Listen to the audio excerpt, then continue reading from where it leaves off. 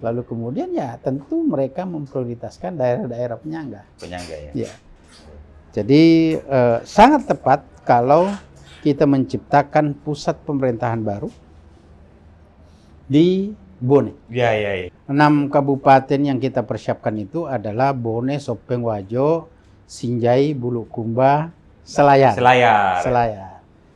Insya Allah kita lengkap karena kita juga punya kepulauan. Berarti ketika ini yang terjadi, Provinsi Bone Raya ini juga punya pulau ya di Selayar. Punya pulau. Bahkan sebagian dari kebutuhan Sulawesi Tenggara, ya, yang kita tinggal menyeberang sedikit ya, Kolaka Utara, lalu kemudian Konawe, itu juga semua bisa terbantu dengan lahirnya ibu kota provinsi baru. Dia dekat dengan Makassar, pengembangan pariwisata. Coba kita lihat apa yang berkembang di Bone, apa yang berkembang di Sopeng, apa yang berkembang di Selayar sebagai pulau penghasil ikan, lalu sebagai destinasi wisata yang sangat luar biasa. Itu tidak signifikan perkembangannya karena jauhnya jarak antara Makassar dengan Makassar mengatakan kalau kita kembangkan ya paling jauh Pangkep lah, paling jauh Takalar lah. Ya, sehingga terabaikan lah. Ya. Nah, kita punya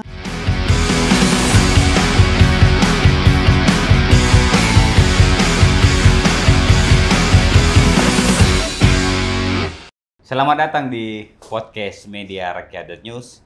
Saya Sabri dan kali ini kita akan bicara soal politik, soal isu-isu yang terbaru tentunya di podcast Media Rakyat.News.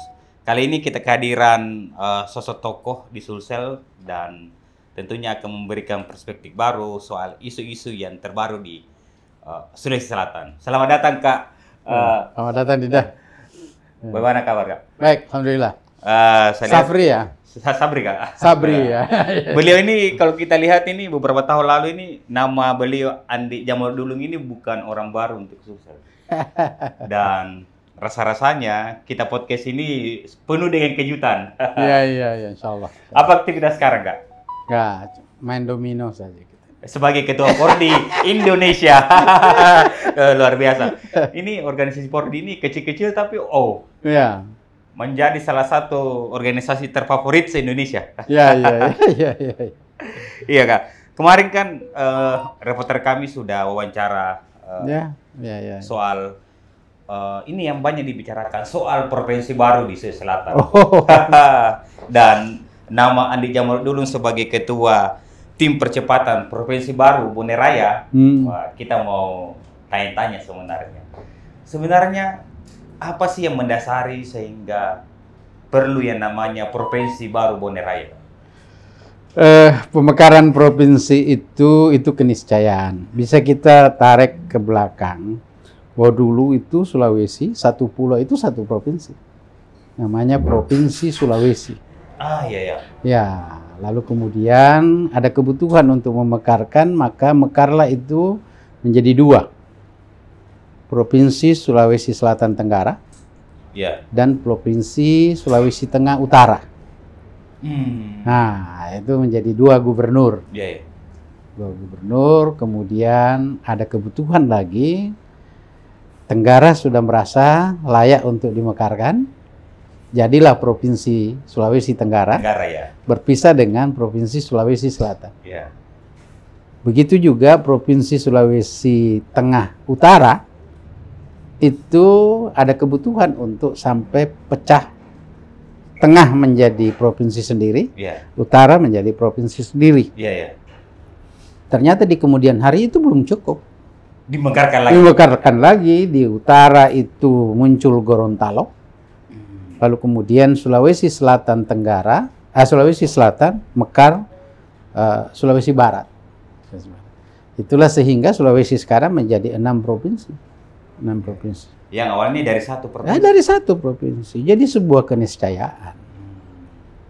Tambah jumlah penduduk, tambah kabupaten kota, lalu kemudian jarak antara ibu kota provinsi dengan pelosok daerah itu dalam rangka pelayanan dan keterjangkauan, itu membuat adanya kebutuhan untuk mekar. Oh iya. Ya, ya. Berarti bukan hanya soal isu-isu bahwa kita, kan biasanya orang anggap netizen ini, ini isu yang angin lewat lah. Ternyata memang kalau kita lihat histori, bahwa pemekaran ini kan sudah terjadi dari awal hingga sekarang. Iya, iya. Ini di tempat kita di DKI Jakarta, itu dekat sekali. Jawa Barat itu sudah mekar menjadi Banten. Oh iya? Ya, lalu kemudian nanti juga akan ada kebutuhan lagi Jawa Barat yang begitu luas juga akan dimekarkan. Baru-baru ini kita bertambah 4 provinsi di Papua. Iya, Papua. Ya, Papua Tengah, Papua Barat Daya, Papua Pegunungan, dan seterusnya. Jadi ini adalah kebutuhan. Cuma memang dalam rangka pemekaran atau pembentukan provinsi baru, ya Indonesia memiliki 2 cara.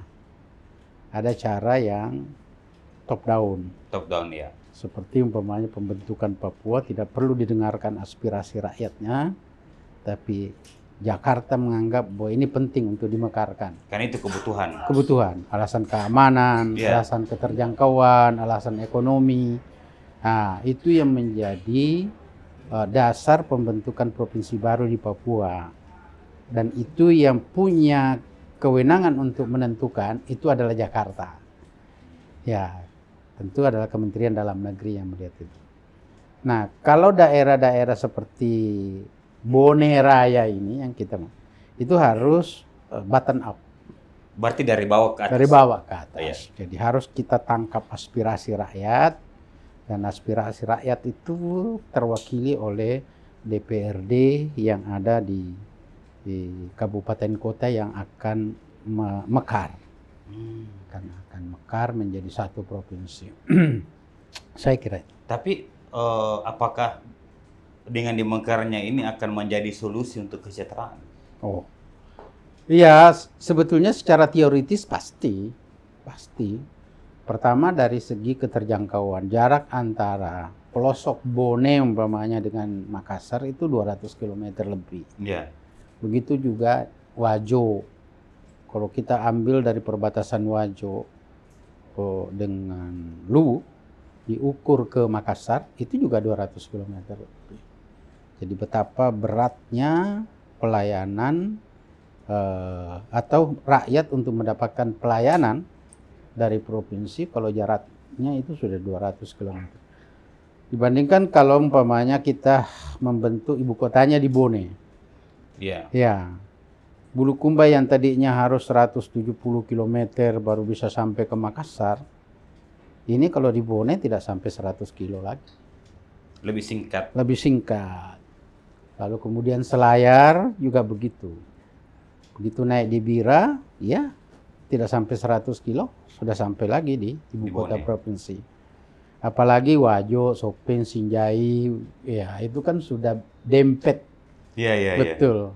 Dempet artinya perbatasannya nyambung dengan Bone. Iya. Saya kira dari sisi itu saja, itu sudah kita bisa memberikan argumentasi bahwa memang dibentuknya provinsi baru dengan ibu kota di Bone itu menjadi solusi kemudahan untuk rakyat dilayani oleh provinsi.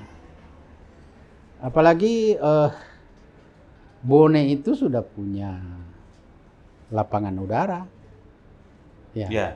Ada ada pelabuhan. Sudah ada semua. Hampir seluruh sarana. Kalau kan ini ada syarat juga bahwa untuk pembentukan sebuah provinsi, ibu kota itu membutuhkan 500 hektar. Di Bone kita tinggal pilih, semua ada. Mau di mana ditempatkan 500 hektar itu ada. Ibu kota provinsi? Ibu kota provinsi. Oke. Coba umpamanya di Sibulu ada 500 hektar. Bergeser ke sini ke Mare ada, di Cina ada. Ya, di Palaka Ada? Iya, iya.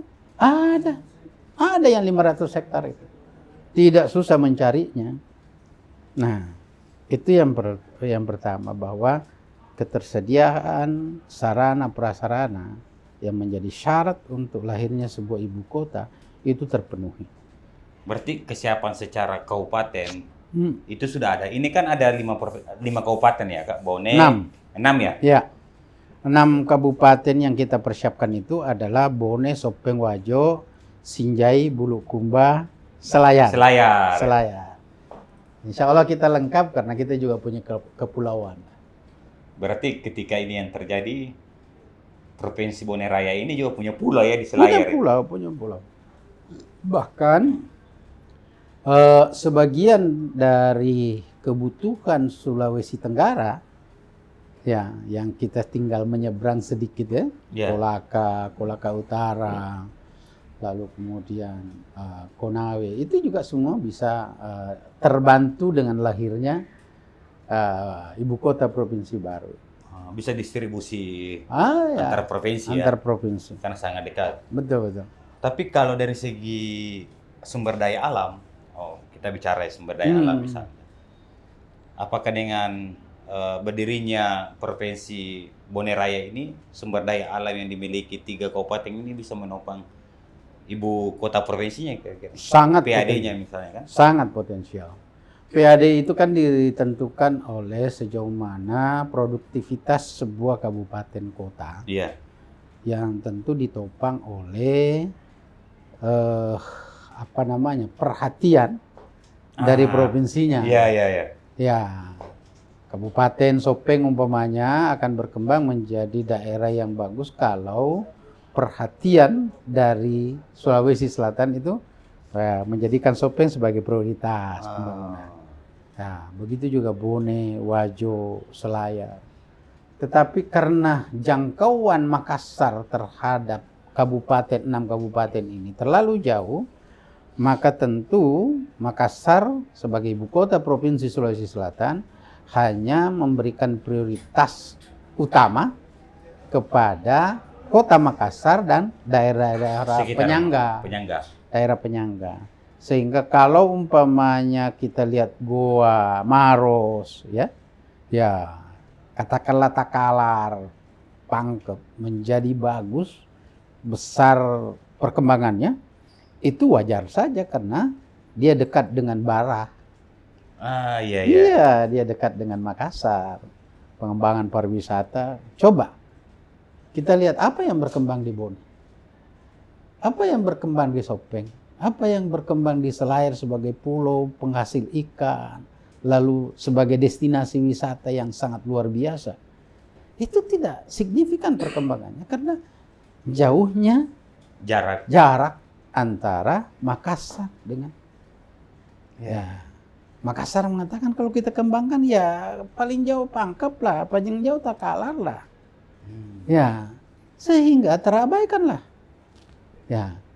Nah, kita punya pantai itu ada pantai barat dan pantai timur. Pantai barat ini ya terkelola dengan baik oleh Sulawesi Selatan. Pantai timur terabaikan. Iya. Terabaikan. Apa yang dilakukan oleh Sulawesi Selatan kepada Sinjai? Ya.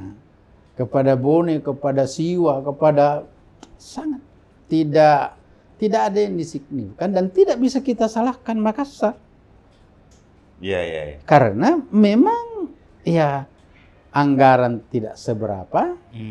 Lalu kemudian tentu mereka memprioritaskan daerah-daerah penyangga. Ya. Jadi sangat tepat kalau kita menciptakan pusat pemerintahan baru di Bone. Iya. Kita dulu Kak, kita minum kopi. Ini agak berat-berat diskusi deh. Ini bukan terbalik nih kopinya. Oh iya. Bukan Kak? Oh ya. Kopinya enak sekali, luar biasa. Aduh. Nikmat. Alhamdulillah. Nah, kita bicara pemekaran. Sejauh ini semenjak mendapatkan mandat sebagai ketua tim percepatan pemekaran Provinsi Bone Raya, apa-apa yang sudah kita lakukan? Hari ini adalah hari ke-30 ketika saya diberi mandat oleh FKM Bone Raya. Ya. Forum Komunikasi Bone Raya. Masyarakat Bone Raya. Saya juga tidak surprise lah. Karena saya hanya menghadiri pelantikan sebagai Dewan Pakar di Bone. Lalu saya diminta untuk bicara tentang Bone Raya. Setelah itu Ketua Dewan Pembina dalam hal ini Pak Profesor Nurdin Halid pidato lalu mengatakan yang paling tepat untuk menjadi ketua tim percepatan pembangunan atau pembentukan Provinsi Bone Raya adalah Andi Jamaro. Saya tidak pernah dipersiapkan sebelum. Dan Ketua Dewan Pembina waktu itu menyampaikan kepada forum agar ini ditetapkan di dalam forum Rakernas, diputuskan. Hari itulah saya mendapatkan mandat. 17 September. September. Nah, hari ini sudah tanggal berapa? Tanggal 24 Oktober. 24 Oktober. Berarti sudah belum sampai 40 hari. Iya. Nah,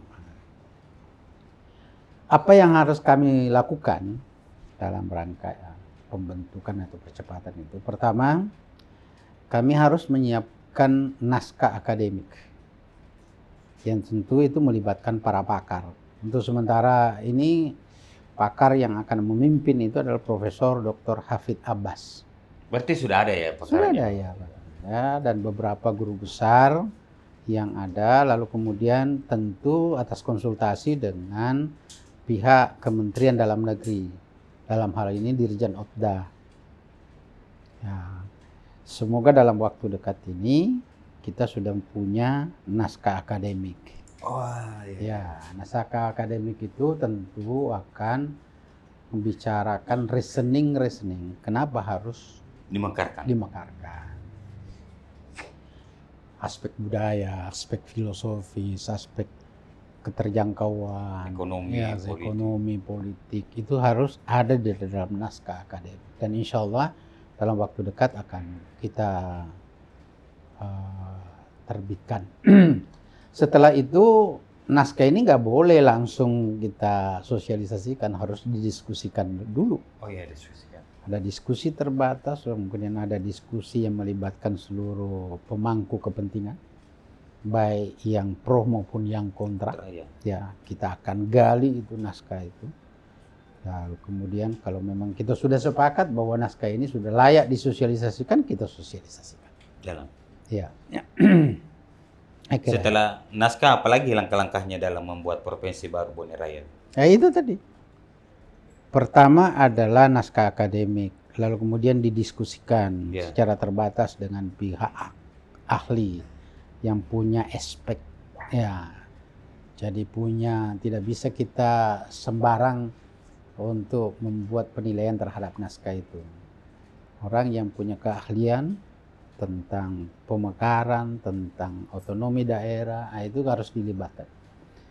Setelah itu, ya baru kita sempurnakan lagi. Setelah sempurna dianggap sudah final naskah akademiknya, maka kita harus sosialisasikan kepada seluruh pemangku kepentingan.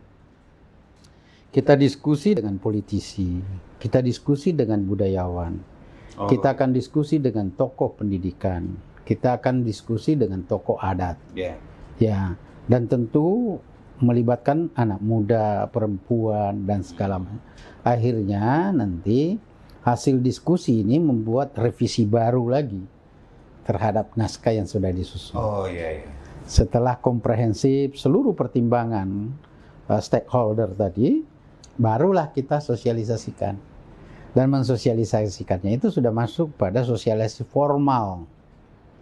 Kita akan ketemu dengan seluruh anggota DPRD di 6 kabupaten bupati. Tentu saja juga kita akan mempresentasikan gagasan ini ke Provinsi Sulawesi Selatan sebagai provinsi induk. Ya, gubernur. Ya. kita akan sampaikan itu bahwa ini loh reasoningnya. Kenapa harus kita mekar? Ya kan? Berarti kalau sudah diterima, tim percepatannya cukup sampai di... Kalau ini sudah masuk semua rekomendasi dari setiap kabupaten kota, baik eksekutif maupun yudikatif, legislatifnya, lalu kemudian tokoh-tokohnya juga sudah memberikan pendapat, maka seluruh dokumen ini kita serahkan ke Depdagri. Ke Depdagri. Depdagri menilai. Keputusan itu ada di Depdagri. Layak tidaknya. Iya, iya. Ya. Ada lagi pekerjaan teknis. Karena kalau ini sudah bisa dianggap layak, maka Depdagri tentu akan memerintahkan atau meminta bantuan dari Badan Geospasial. Oh, iya. Ya, itu yang akan memotret 5 atau 6 kabupaten ini untuk menentukan batas-batasnya. Ya, secara ilmiah dengan menggunakan satelit untuk menentukan bahwa ini loh batasnya provinsi baru itu. Iya.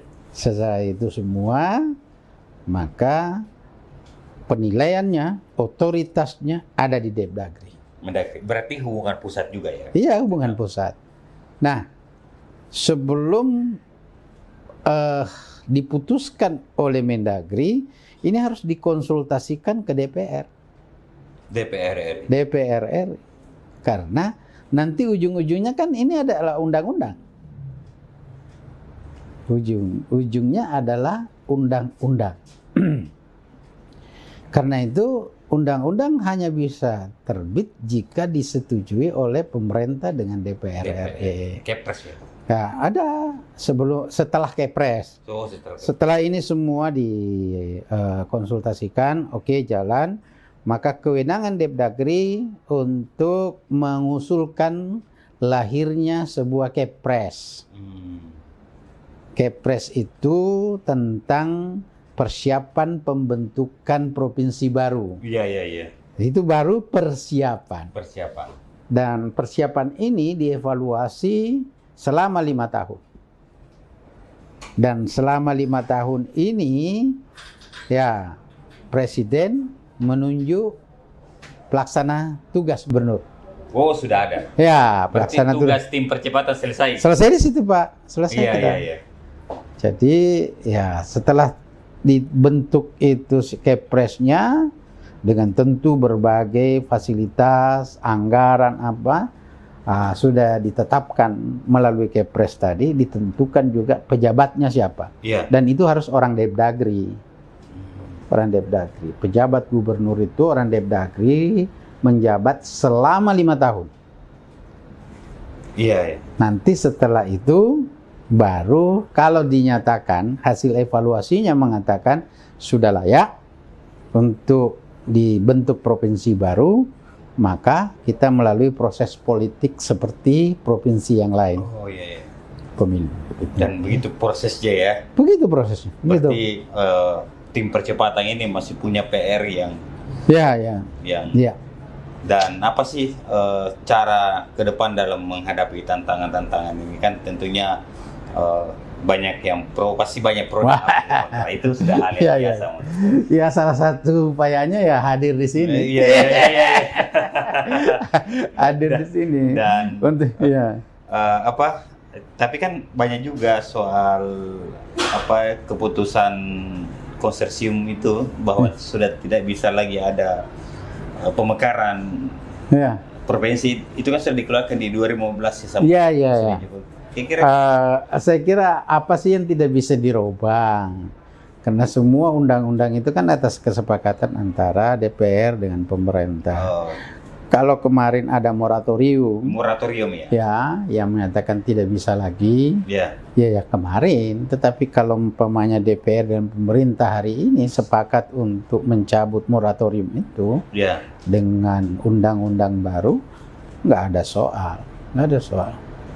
Dan saya kira teman-teman kita yang ada di Senayan itu akan mengawal ini karena niat baik ini adalah niat baik yang harus mendapat dukungan dari semua pihak. Apa harapan kita ke depan, Kak? Ya, kami sangat berharap bahwa